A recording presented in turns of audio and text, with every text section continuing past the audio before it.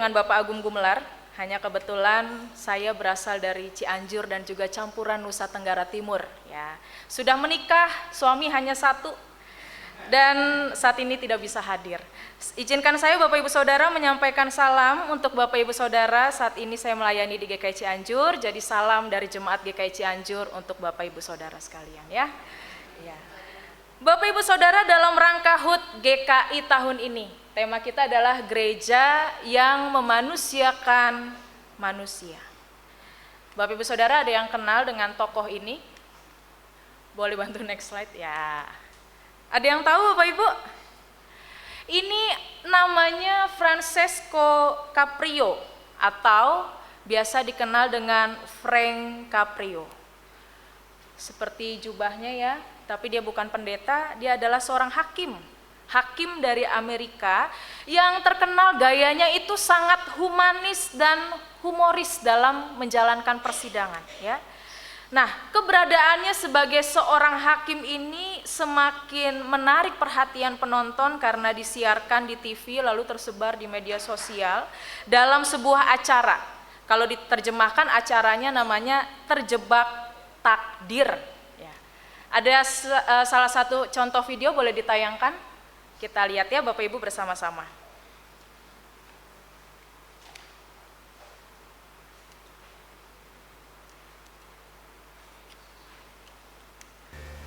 Victor Koala.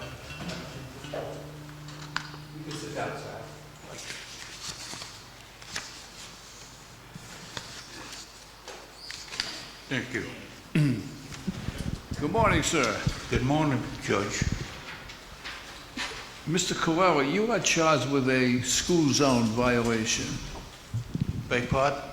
You are charged with a school zone violation, which means that you were exceeding the speed limit in a school zone. I don't drive that fast, Judge. I'm 96 years old and I drive slowly, and I only drive when I have to. I was going to the blood work for my boy. He's handicapped. You were taking your son to the doctor's office? Yeah, I take him for blood work every 2 weeks because he's got cancer. You are a good man. You are a good man. You really are what America is all about. Here you are in your 90s, and you're still taking care of your family. That's just a wonderful thing for you. Well, how old is your son? 63. Yeah. And Daddy's still taking care of him, right? I only drive when I have to. Yeah. You see that young man over there? That's my son.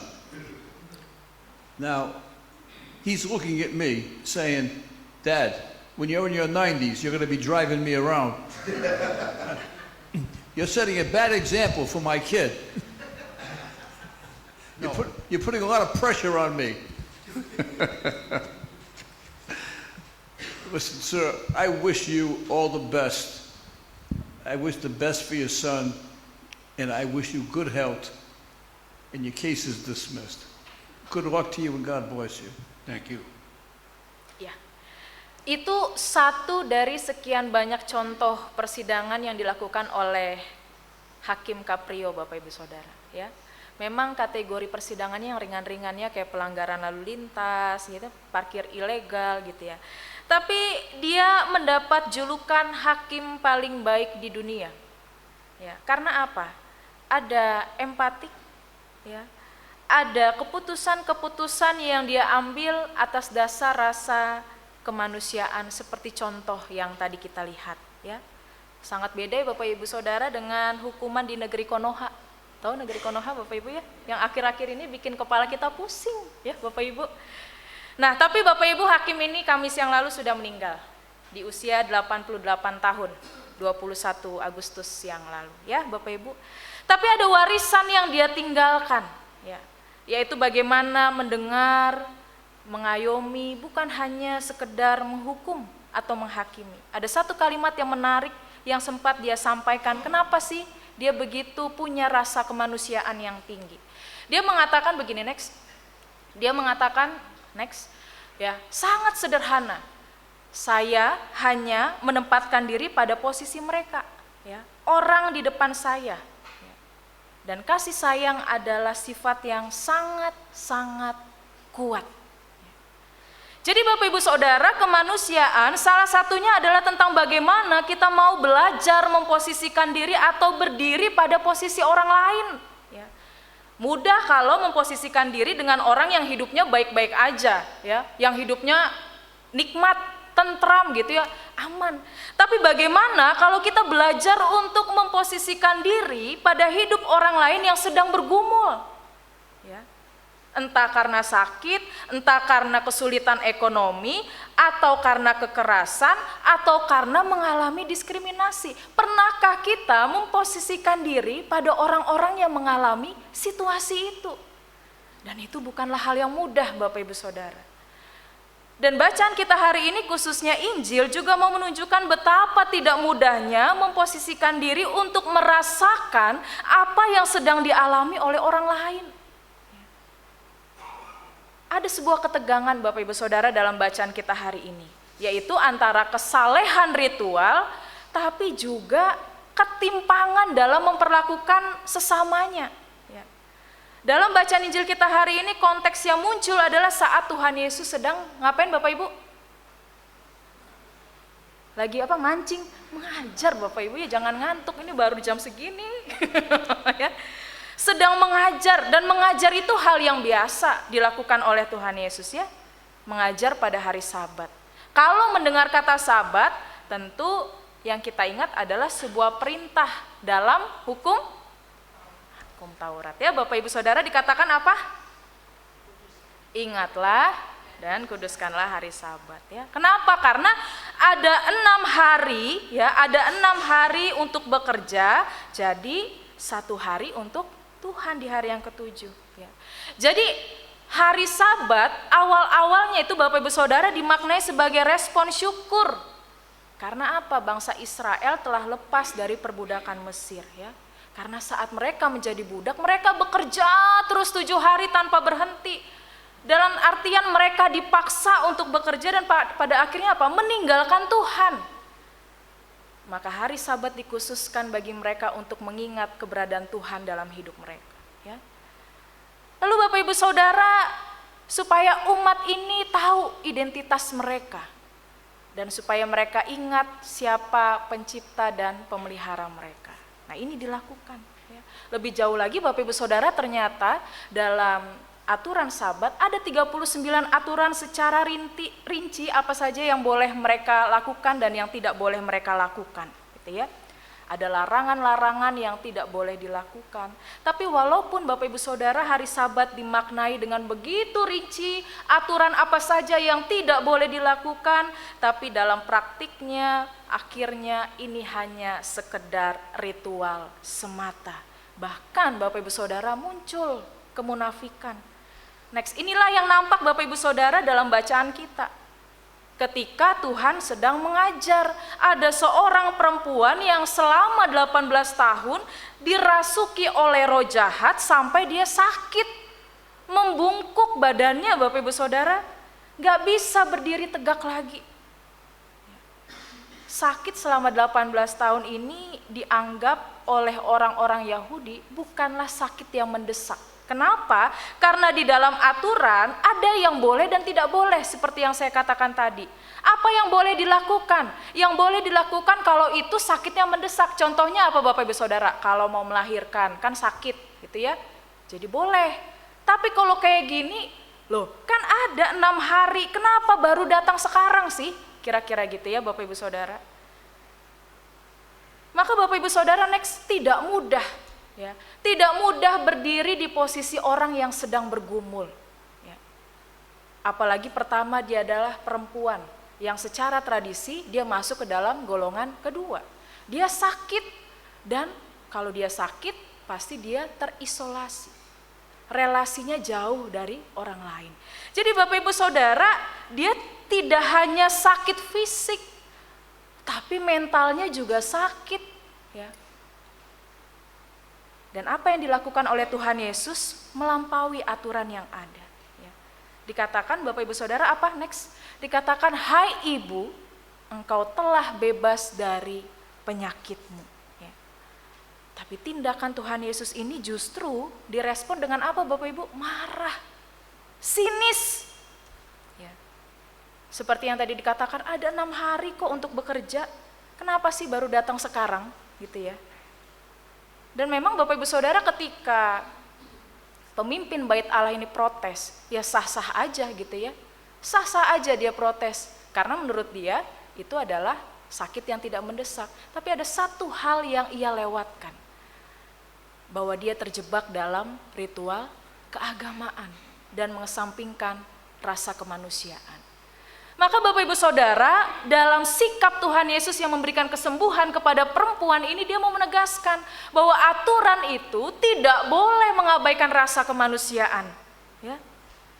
Menarik, dikatakan, hai ibu, engkau telah bebas dari penyakitmu. Next, kata bebas di sini Bapak Ibu Saudara menggantikan kata dalam TB1. Dalam TB1 menggunakan kata apa? Sembuh. Ini mau merujuk juga dengan kebiasaan mereka. Di hari Sabat mereka bisa kok melepaskan hewan peliharaan. Ya. Kenapa ketika Tuhan Yesus mau menyembuhkan perempuan yang sudah sakit selama 18 tahun, kok mereka justru merespon dengan kemarahan? Ya.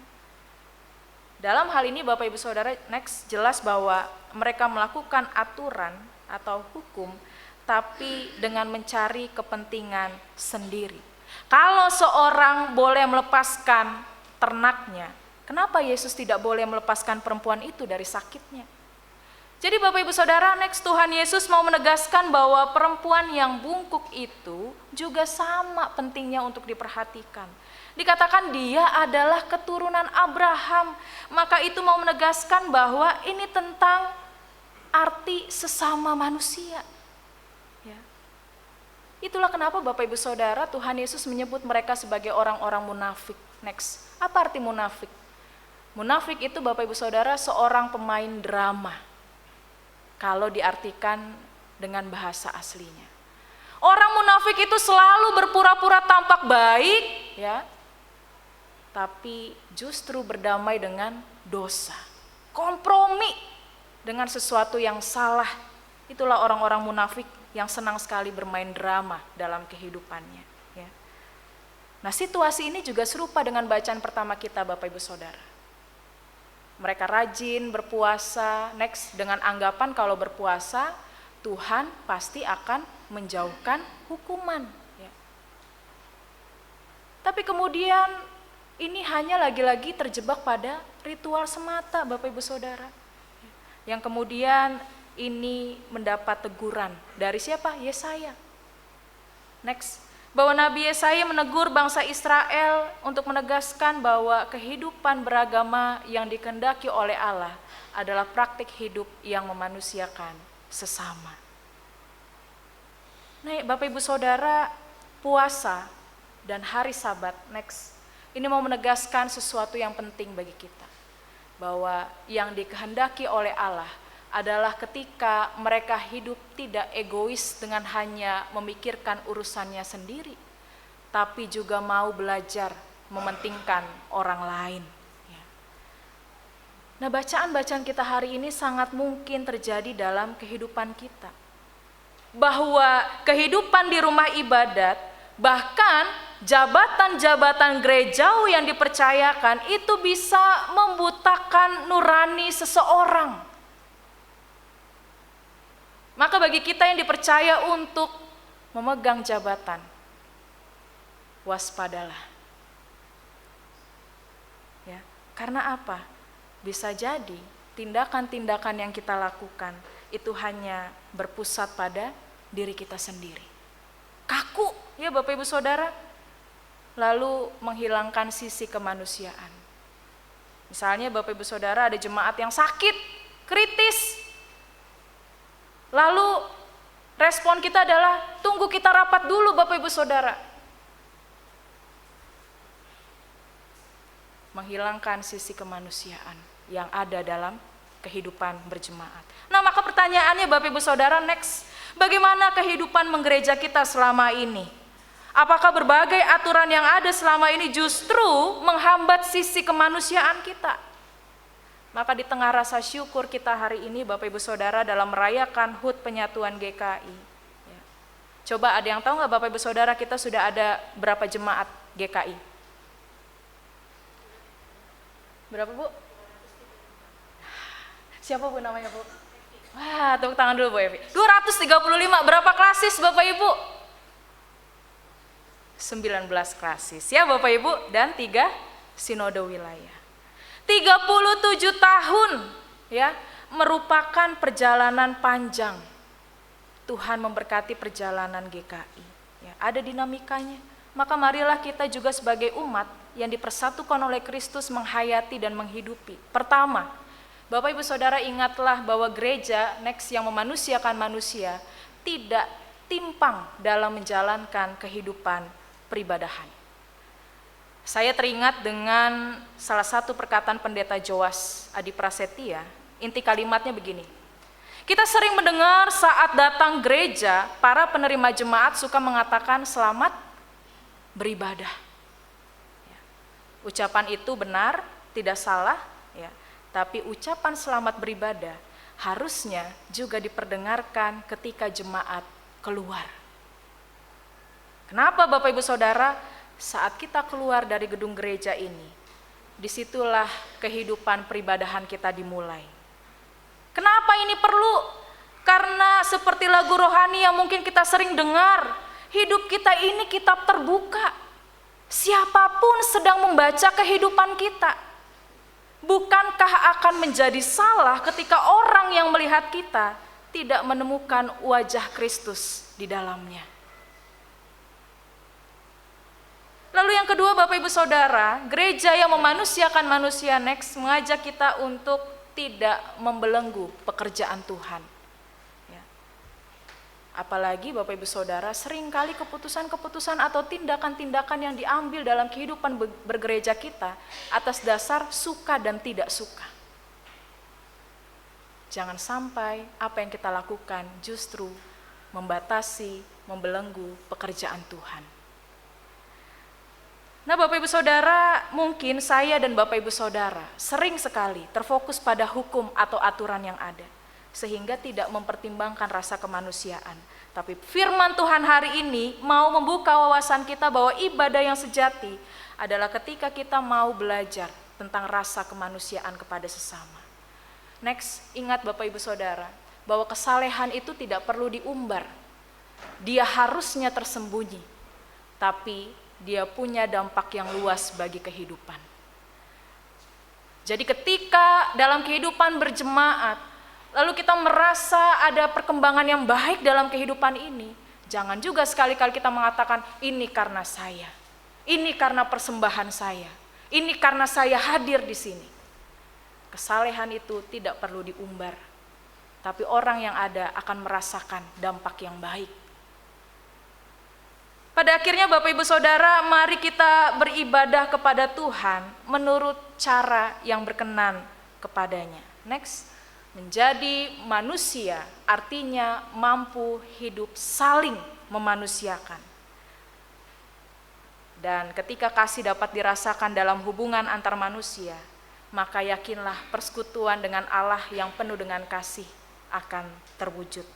Mari kita mengasihi Tuhan Yesus, mengasihi tanpa batas yang kemudian kita bawa dalam kehidupan keseharian kita. Tuhan memampukan kita. Selamat ulang tahun untuk kita sekalian. Amin.